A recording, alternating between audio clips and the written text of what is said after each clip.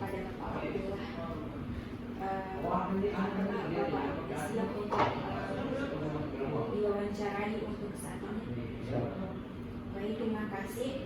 Kami dari jurusan Ilmu Komunikasi Angkatan 19 ini mewawancari Bapak terkait dengan negosiasi apa saja yang pernah Bapak lakukan.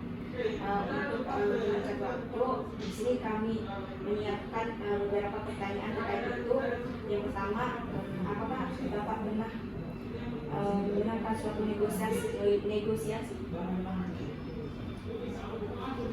Negosiasi ada beberapa bentuk yang saya pernah lakukan, dan alhamdulillah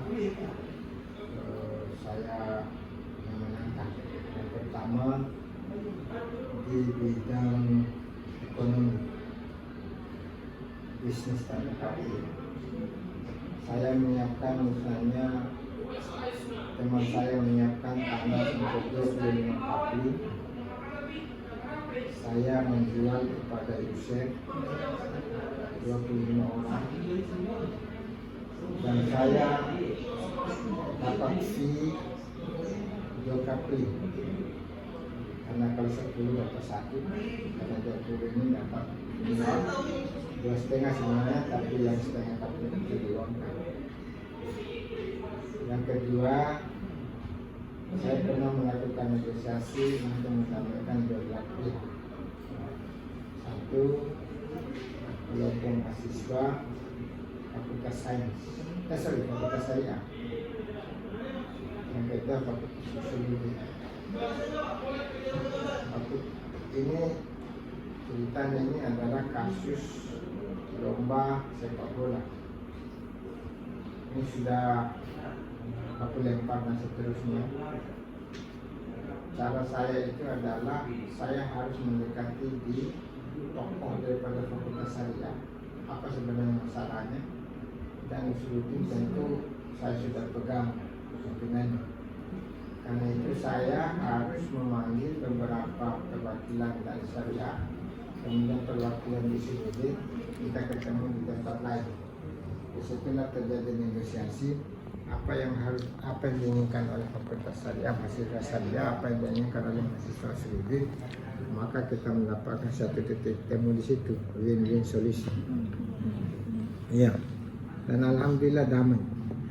Yang ketiga, saya negosiasi antara keluarga berumah tangga, berbeda dengan atau bertengkar dengan mertua. Mertua ini menginginkan anaknya laki-laki harus cerai sama perempuan, sedangkan ini anak laki-laki masih suka sama istrinya, dan istrinya juga siap untuk cerai. Tapi saya berikan pemahaman kepada mertua, juga berikan pemahaman kepada menantu, maka dipisahkan tempat tinggal dulu. Setelah dipisahkan tempat tinggal, beberapa bulan kemudian ternyata di situ harmonis. Yang kedua, yang ketiga adalah saya pernah simulasi, dan itu terjadi di Filipina. Di Filipina itu ada 2 blok. Blok yang pertama adalah kelompok kapitalis, yang kedua adalah kelompok sosialis.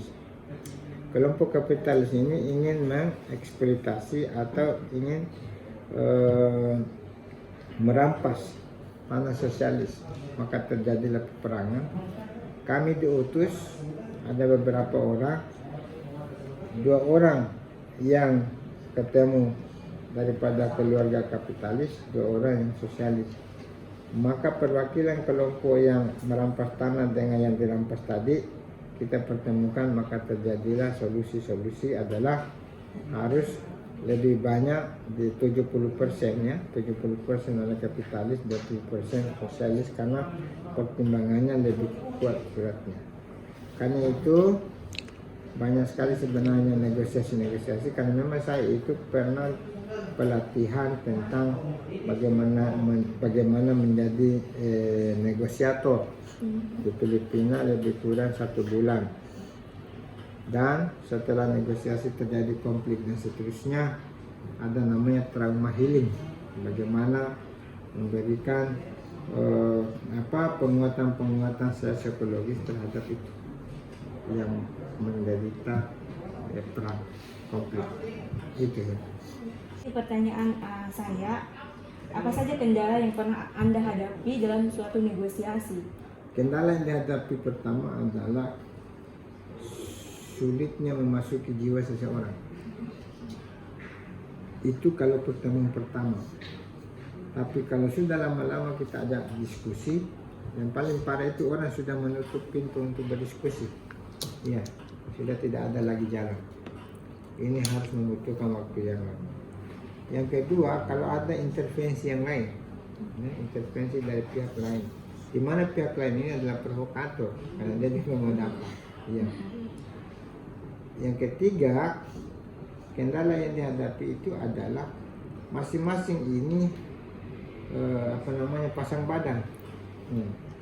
Ini kita harus bagaimana mengambil hati daripada pihak A dengan pihak B itu supaya kita bisa mencapai tadi win-win solution.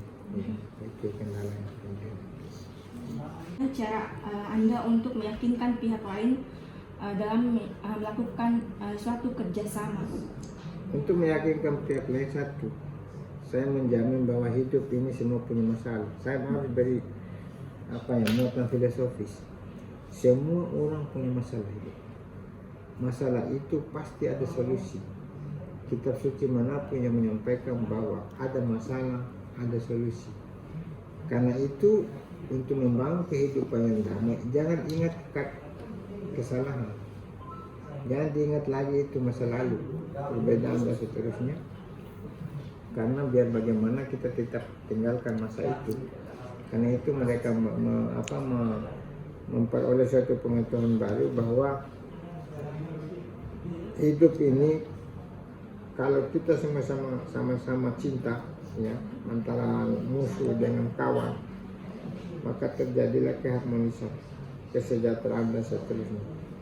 Kalau kita negosiasi dalam konflik baru tidak pernah ada kata cinta satu dengan lain, dia tidak akan lama ya. Pasti akan terjadi akan terjadi lagi benturan-benturan lain ya.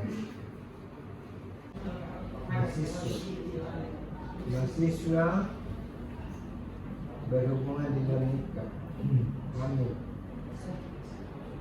Saya panggil ini orang tuanya laki-laki perempuan. Kemudian saya harus pegang ini laki-laki. Saya jaminan kalau laki-laki ini lari. Ketika dipertemukan, maka terjadi negosiasi dan menikah. Sayangnya ini laki-laki lari setelah menikah. Maka apa yang terjadi? Saya dimusuhi. Dia lahir tanpa suami, jadi malu lari. Sedangkan ini kan sudah menikah cuma lari. Itu untuk meringankan yang mengurangi rasa malu. Dan risiko itu bahaya. Yang pertama. Yang kedua, ketika saya menangkap bahasa di kompleks laki-laki dengan perempuan, dan ini sudah datang masa yang dibakar ini. Tapi saya jaminan malam ini saya bisa hadirkan orang tua yang berbeda. Saya telepon bapaknya dan jam 1 malam datang itu keluarga perempuan dan dia mau bunuh anaknya. Coba bayangkan. Saya langsung jemput, saya memang orang berani sedikit. Saya langsung jemput turun dari mobil, saya pegang tangannya. Bapak tidak boleh melakukan kejahatan membunuh anak. Karena kalau kita bunuh ini anak, Bapak rugi dua. Karena itu budi yang baik-baik. Saya panggil dan betul memang saya agak juga sedikit tegang dan takut. Itu sampai masih di ruangan. Alhamdulillah karena saya punya penjelasan dan pencerahan kepada beliau, diambillah itu anak malam dan saya punya skenario. Anggaplah tidak ada masalah ini. Kamu punya bapak wahai laki-laki, telepon dengan mana? Kamu pergi lamar baik-baik.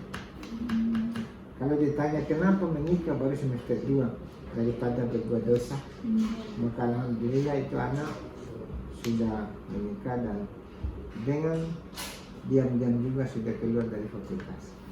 Saya kasih itu kan namanya negosiasi untuk kebaikan. Meskipun saya juga dicerca dan disoroti oleh lembaga. Kenapa Anda kurang menyelesaikan sendiri? Ya, daripada orang lain banyak mendengar, itu mungkin. Bolehlah aku rugi hari ini, tapi next time saya tidak tahu. Dan pertama yang kedua juga, karena saya sudah bicara itu tanah harganya 2,5 miliar. Itu yang merasa dirugikan. Besok ada pembayaran, saya sudah pikir saya pasti dapat 250 ini hanya 24 jam. Wah, pokoknya sekali. Semalaman saya tidak pernah itu. Ingat terus luang apa yang terjadi ketika mau proses pembayaran tanah itu, tiba-tiba suami dari istri dari yang punya tanah ini batalkan. Itu rugi saya itu. Tapi saya pikir prinsipku, ya namanya bisnis itu risiko rugi dan ada. Ya. Pertanyaan selanjutnya Pak, ya itu prinsip apa yang biasanya Bapak pertahankan saat melakukan negosiasi? Satu, prinsip kemanusiaan. Kalau menurut saya semua manusia punya hati. Kalau kita dekati hatinya, cinta tadi pasti diterima. Yang kedua, prinsip tadi bahwa antara Anda dengan saya sama tujuan. Saya tidak takut karena ada prinsip Tuhan Allah mengutus kita untuk menjadi damai. Kan kita bukan melawan. Kalau Bapak terima ya oke kita terima. Seperti tadi Pak, ada mahasiswa mendorong dosen dan dosen keberatan akan daripada membuat saya panggil begini saya panggil dulu saya panggil dulu yang dirugikan dan saya panggil yang dirugikan.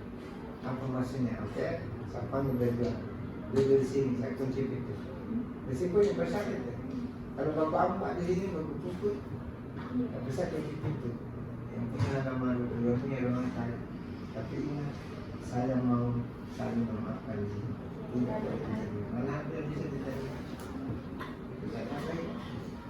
Apakah win-win solution merupakan hal yang wajib bagi Bapak saat melakukan negosiasi? Iya. Karena tujuan orang yang merebut masalah, merebut sesuatu, pasti mendapat untung. Apakah untung secara sosial, untung secara psikologis, atau untung secara material. Kalau kita merugikan pihak satu, pokoknya kalau mau jadi negosiator harus jadi wasit. Jangan ada nego-nego dengan yang lain. Kami kamu dulu dampak kan?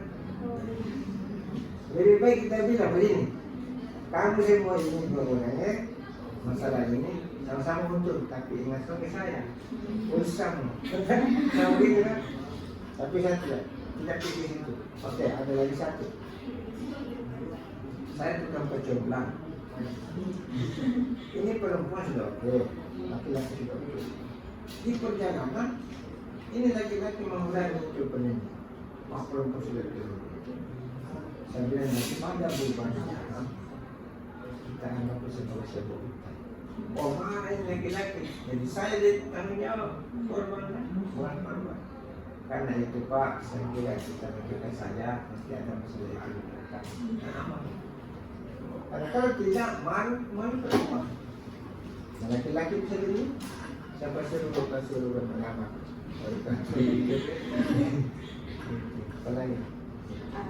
Baik Pak, mungkin itu saja wawancara kita hari ini. Terima kasih atas partisipasinya. Jika ada kesalahan dari kami, mohon dimaafkan. Semua salah. Terima kasih sebelumnya Pak. Mungkin bisa sesi